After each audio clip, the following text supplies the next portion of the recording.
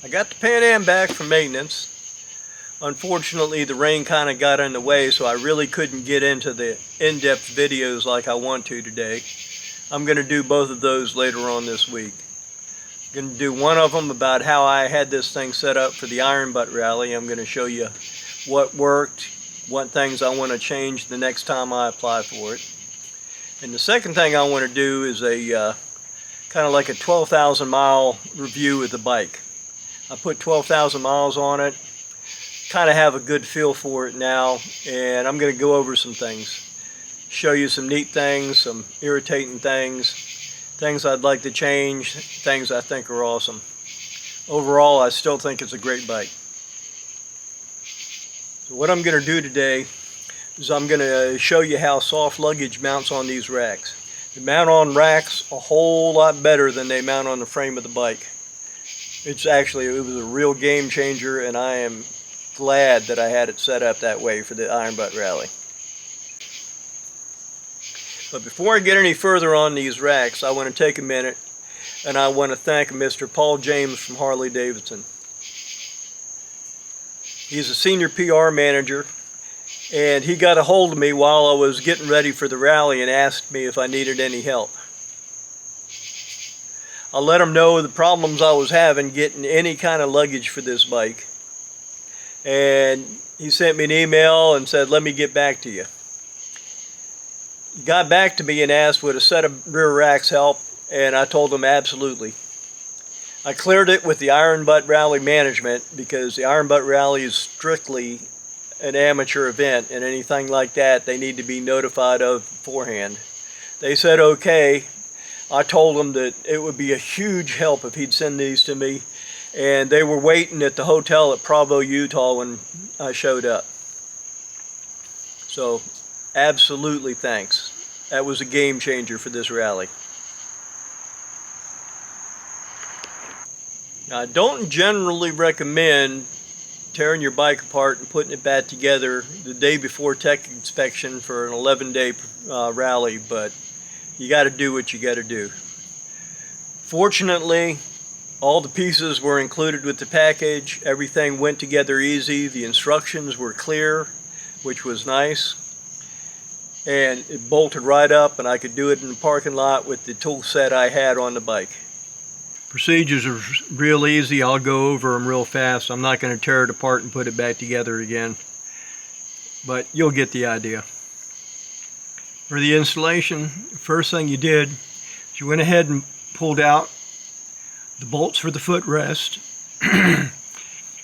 set them aside. There was new longer bolts included with the package. And then up on top, pulled out the old bolts there, discarded those as well. There was new longer bolts inside. And you put the rack in its place, just tighten down the new bolts there, tighten down the new bolts on the side, then you went around to the back. Now on the back you see there's a crossbar. It runs from side to side. What that does is that ties both sides of them together and makes it one strong unit. Just bolt that in there and that's it, and you're all set. Now one thing you're going to note is that none of the connecting bolts or brackets are installed. It comes with them uninstalled, but they come with the package. They recommend for soft luggage not to use them because it'll tear up the back of the luggage. So I just kept those parts, and later on when I can get me some hard luggage, I'll install them and it'll be ready to go. Now with the racks, these four little straps that I didn't really use before are your main attachment points. That's why they've got an aluminum fastener on the end of them for strength. I got 3 of them fastened already. I'll just show you with the 4th one. What it does, it wraps around the rack, slides against itself, and that's how it fastens to the rack. Now on the front, grab these clips, pull them in tight, snap them. Same thing for the bottom. These cinch down real tight. You can go ahead and tighten them further if you want.